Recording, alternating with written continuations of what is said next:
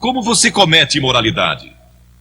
A Bíblia condena a sensualidade, a lascívia, a luxúria, a depravação. Sabem, Deus não condena apenas a ação, mas também os pensamentos e intenções do coração. E estamos sob a sentença de morte por causa disso.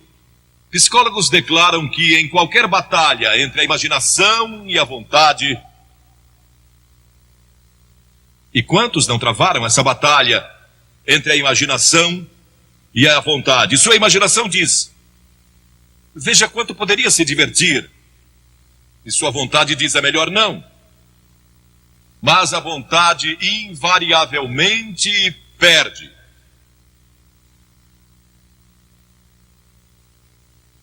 A imaginação vai vencer.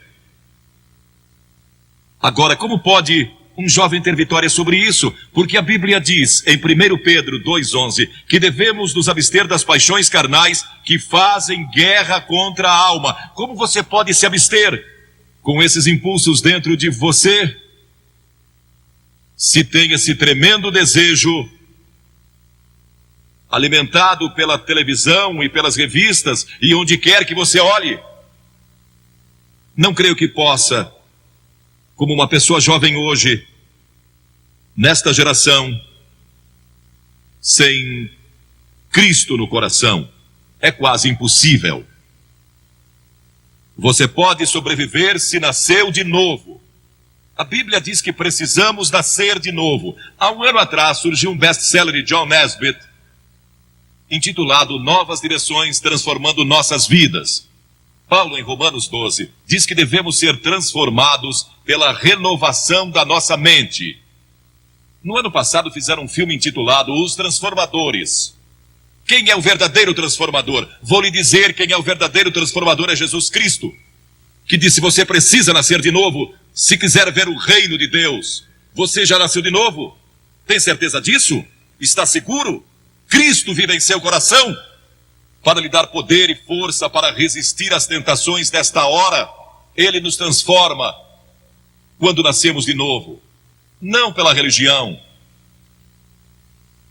Tenha um relacionamento com Cristo. Deixe que Ele controle sua vida constantemente. Mas então você pergunta: como é que eu nasço de novo?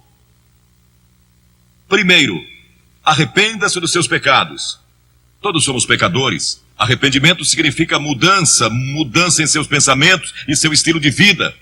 Você está disposto a deixar Deus entrar, transformando numa nova pessoa? É algo que só Deus pode fazer. É uma obra sobrenatural. Você não pode fazê-lo. Não pode transformar a si mesmo. Deus tem que fazê-lo. O Espírito Santo tem que fazê-lo. E quando se arrepende e diz a Deus: Senhor, eu quero deixar meus pecados, quero mudar todo o meu estilo de vida. Isso é se arrepender. E segundo, você vem pela fé. Fé significa entrega. Você se entrega a Cristo como seu único Salvador, seu único Senhor. E Ele entra em seu coração pelo Espírito Santo. E Ele lhe dá um poder que você normalmente não teria. Um poder para resistir às tentações, poder para produzir o fruto do Espírito e verdadeiro amor, alegria e paz em seu coração. E então você estuda a palavra de Deus, o passo seguinte. E isso se torna a sua fonte de força. O estudo da Bíblia. A fé vem pelo ouvir e o ouvir pela palavra de Deus, a Bíblia diz. E Filipenses 2,5 diz: tende em vós o mesmo sentimento que houve também em Cristo Jesus. E a Escritura diz: de que maneira, no Salmo 119, de que maneira poderá o jovem guardar puro o seu caminho? E então, o próprio salmista dá a resposta: observando segundo a tua palavra. Estude as Escrituras, estude a Bíblia, e isso lhe dará uma força que você nunca teve antes. E terceiro, busque pureza espiritual. E isso significa gastar tempo em oração. Jesus disse no Sermão do Monte: bem-aventurados os limpos de coração, porque eles e só eles verão a Deus. Pureza de coração é só através de Cristo. E quarto, obediência. Aquele que tem os meus mandamentos e os guarda, esse é o que me ama. Você guarda meus mandamentos? 2 Timóteo 2:22 diz: foge das paixões da mocidade. Foge delas quando o diabo vem com cobiça e tentação. Fuja. Duas coisas: cite as Escrituras e você vai ver como isso é importante. Cite as Escrituras e fuja daquela tentação. E Paulo disse na Bíblia: não vos sobreveio tentação que não fosse humana, mas Deus é fiel, e não permitirá que sejais tentados além das vossas forças. Pelo contrário, juntamente com a tentação, vos proverá livramento, de sorte que a possais suportar. Sempre que você for tentado, lembre-se disso. Todo ser humano passou por esta mesma tentação antes, inclusive Jesus. E Deus sempre provê um escape. Portanto, não há desculpa. Você não poderá comparecer diante do juízo dizendo que não teve poder para resistir. Deus provê um meio de escape.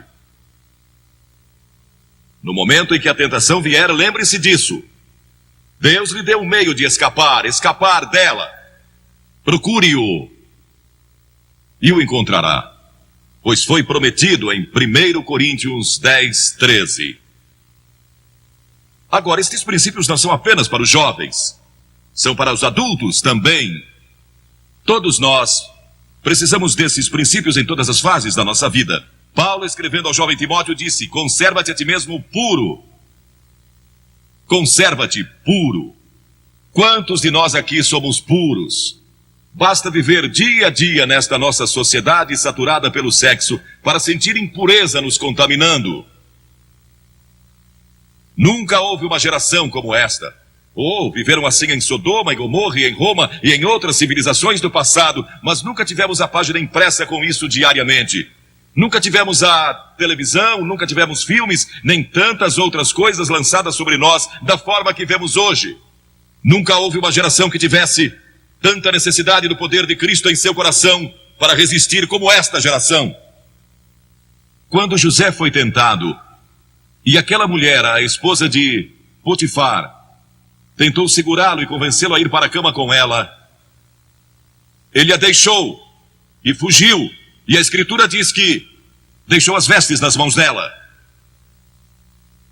E José pensou que estava perdendo tudo, porque tinha subido ao posto máximo do império comercial de Potifar. Foi lançado na prisão, mas não sabia que Deus tinha sua mão sobre ele o tempo todo, e sempre que você resiste, Deus está guardando você, e vai estar ali para ajudá-lo. Agora, esta pobre mulher que tinha sido arrastada pelos fariseus e saduceus e condenada, tinha sido surpreendida em adultério.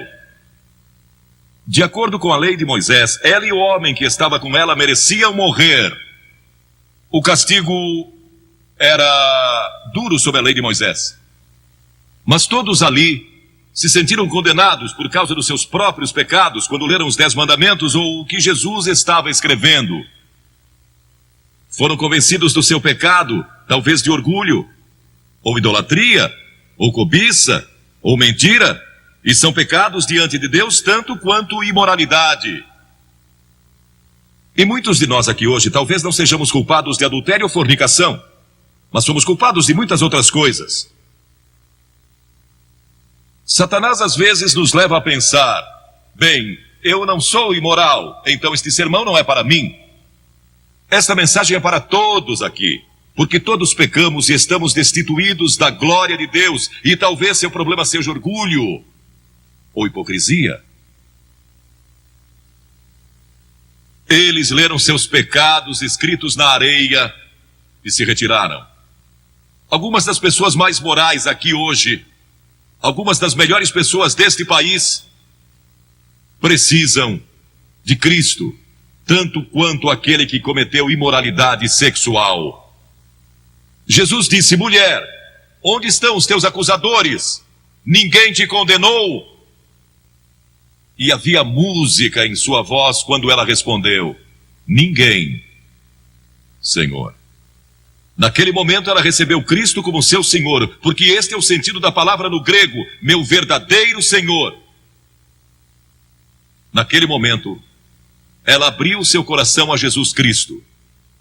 As Escrituras dizem: vinde, pois, e arrazoemos. Diz o Senhor: ainda que vossos pecados são como a escarlate, eles se tornarão brancos como a neve, ainda que são vermelhos como o carmesim, se tornarão como a lã. Como pode ser isso? Por causa da cruz. Quando Cristo morreu na cruz, ele levou o nosso pecado e pecados. E há uma diferença entre pecado e pecados, plural. Pecado é a doença que temos, é a raiz. E dela vem os pecados: orgulho, lascívia, cobiça, inveja, o que quer que seja.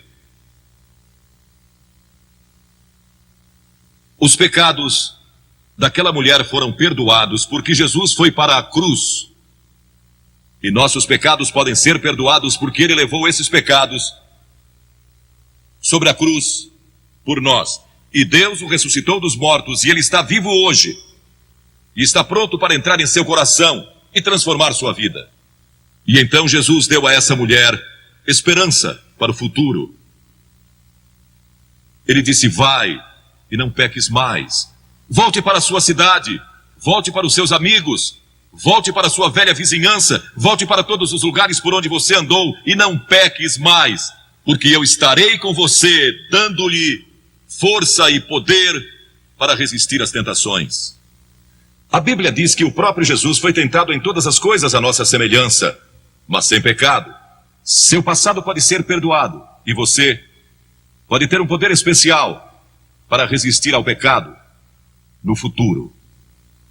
Você já recebeu a Cristo em seu coração?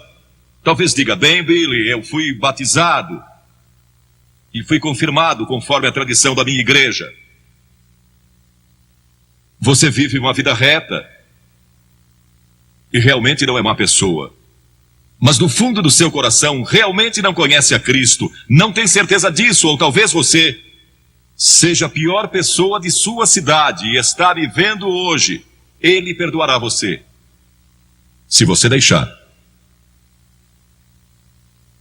Ele morreu por você, verteu seu sangue por você e foi pendurado na cruz. E puseram pregos em suas mãos e uma coroa de espinhos na cabeça. E o sangue jorrou das feridas. E ele clamou: Deus meu, por que me desamparaste? E curvou sua cabeça e disse: está consumado. O caminho da salvação agora está completo.